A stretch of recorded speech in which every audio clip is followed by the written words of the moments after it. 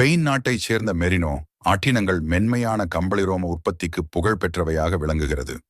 இந்த ஆடுகள் வெண்மையான முகமும் காதுகளும் கொண்டவை.